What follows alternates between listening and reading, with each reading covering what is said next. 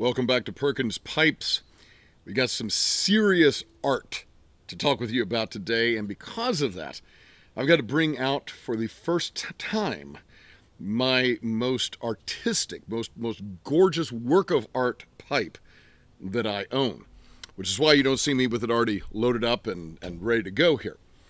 So I've got a dear friend named Jeremy, so thank you first of all to Jeremy, who came by this pipe. Somebody had donated it to something and he was able to acquire it. Came in this little case, and there's a little note on the back that says, "My grandpa Pinks, he died in 1926. And when I opened this up, it is a gorgeous meerschaum pipe. And I want to show you a little bit kind of what we got going on here. This case holds this pipe, and you'll see that there is a bit of a stamp here, RBC, which a little bit of research has told me stands for Reis, R-E-I-S-S, Reis Brothers. And the original stem was in two pieces, so obviously not functional. I was able to send this off to Briarville, and they fabricated a gorgeous new stem, cleaned this beauty up, and now it seemed like the absolute perfect pipe, an artistic pipe for talking about a piece of art. So I'm going to load this up with some of the Back in Black that my friend David Meese sent me. David was a guest on a Briarside Chat here a while back. Don't forget, if you would ever like to be a guest on a Briarside Chat, please shoot me an email, perkinspipes@gmail.com. So a little musical art with the Back in Black, which is a blend of Captain Black Royal and Gold, along with some Backwoods Original. Gonna load this up into here, get this guy lit, and then we'll get to talking.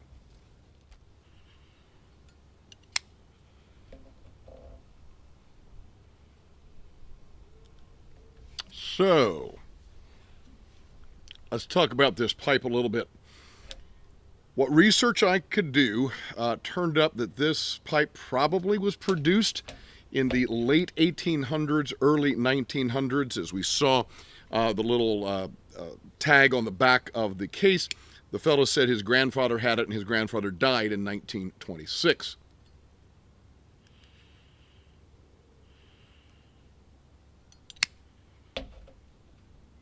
So I think it's safe to say that this pipe is a good 100 years old.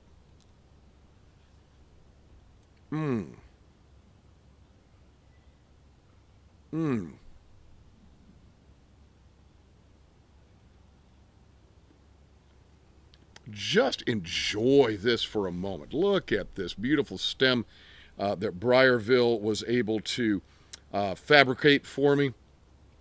Cleaned this guy up just gorgeously, and boy, oh boy, is this a handsome pipe.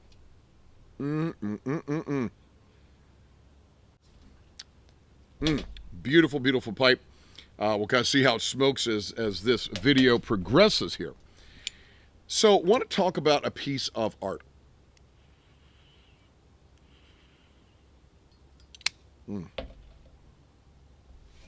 It's a piece of art by Salvador Dalí.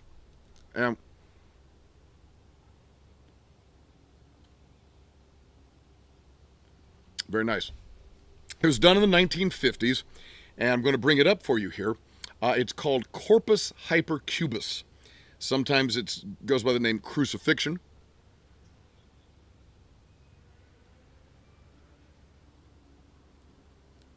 And it depicts Christ crucified on what's called a hypercube, or tesseract. And I first came upon this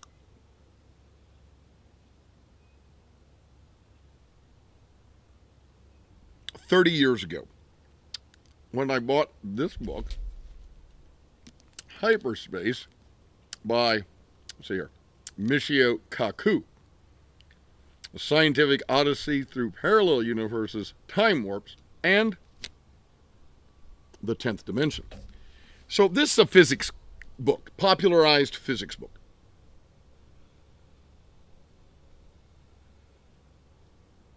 It's where I first discovered about string theory and all this kind of stuff.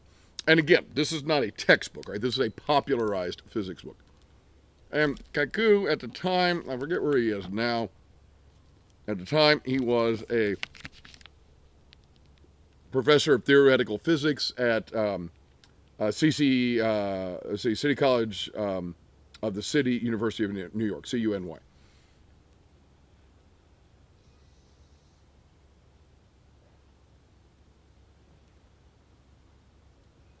Apologize for the more than usual long pauses, but this is just a gorgeous pipe and really deserves to be savored. On page 70 of this book, he referenced this painting by Dalí. Here's the black and white of it. Now, we'll keep bringing up the color blend here in a moment. I got a print of this when my wife and I led a student trip to Italy. Again, this was in about 98, so about 4 years after the book.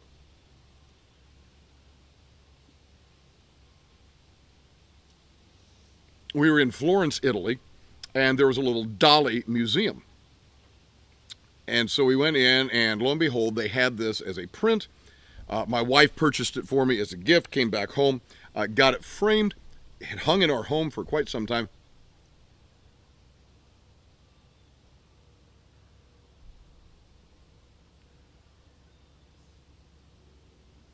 And now it is in my classroom. I now teach at a Christian school, a Catholic school, and so I can have it in my classroom.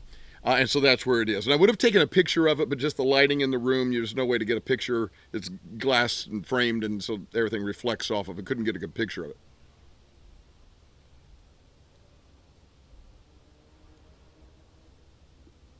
And you're saying, well, that's the strangest crucifixion I've ever seen. Well, yeah. First of all, it's Salvador Dalí, so that's to be expected.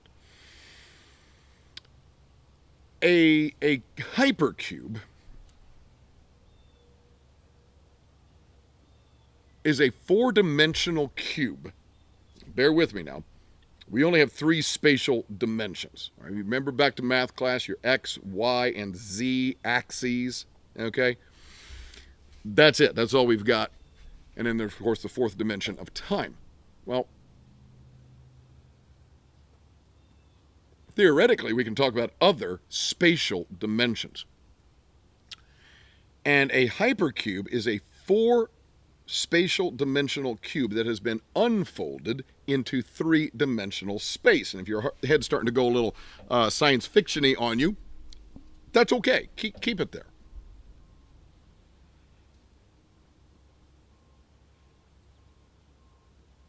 The crazy thing is we know what a four-dimensional cube unfolded in three-dimensional space would look like because we're three-dimensional beings, but we can't fold it back up into four dimensions because we're not four spatial dimensional beings. So we really don't know what a four-dimensional cube would look like. Okay.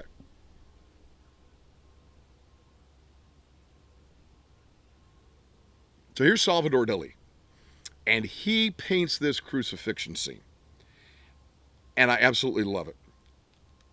First of all, let's bring this back up.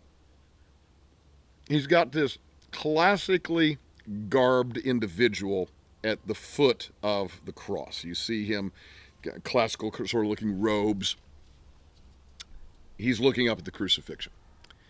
And then you see Christ. It's supposed to be Christ crucified on this hypercube.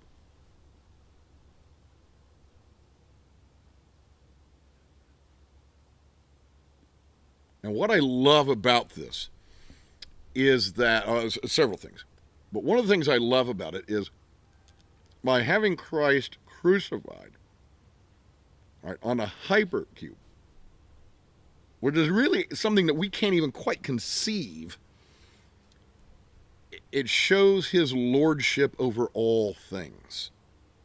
Right? Christ, as far as Christians believe and know,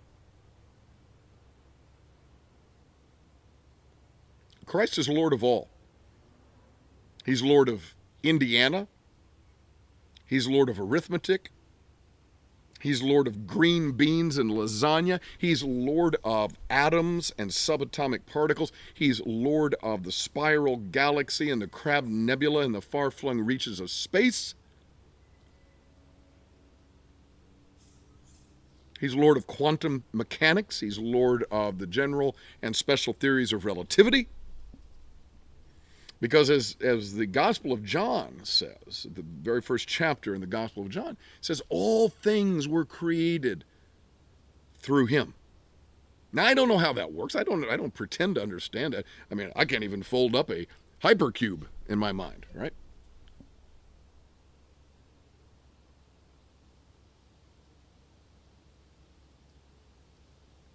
But somehow or another, Christ is Lord of all of that. And Salvador Dalí's painting captures that for me. It really captures the fact that he is Lord of all things, seen and unseen. Right? We hear that in the Creed, Nicene Creed. He's Lord of all things, visible and invisible. And the other thing I like about it is that classically garbed guy. That's me, right? For multiple reasons. I'm a Latin teacher. I'm a classics guy in general. And here I am gazing at something that I cannot understand. And that's okay. It's okay that I don't understand it. You know, the Apostle Paul, St. Paul says this over in 1 Corinthians. He says, I didn't come to you, Corinthians, in order to baptize you. It wasn't about anything. He says, I came to evangelize. I came to share the good news of Christ. And then he goes on to say, he says, and not in kind of the wisdom of words, so that the cross of Christ may not be made empty. Now, what does he mean by that? Theology is important. History is important. Philosophy is important. And many of these things can help us grow in our faith and help us understand our faith. As St. Anselm famously said, just as the right order of things is that we come to believe the deep matters, right? He calls them profunda, the deep matters of God by faith. He then goes on to say, he said it's negligence, negligentia, if after we've come to faith, we don't try to understand what we believe. So there's a place for all that, right? There's a place for the intellect. Love the Lord your God with all your heart, soul, mind, and strength. Okay, there's a place for that.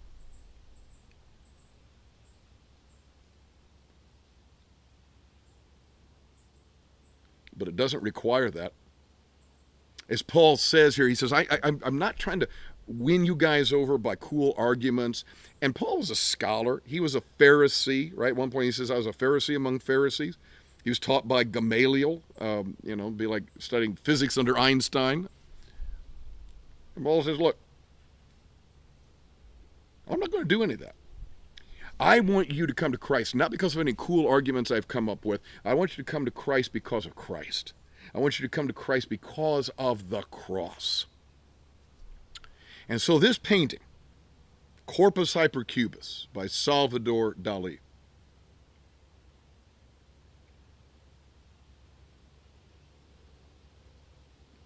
reminds me that for my intellect and academics, and I love to read and all that kind of good stuff, at the end of the day, Christ and his work, his saving work, the work of creation, all of it is a mystery. I don't understand. Well, I know how to fill a pipe and enjoy a really gorgeous 100-year-old meerschaum, and let's just take another look at this beautiful guy.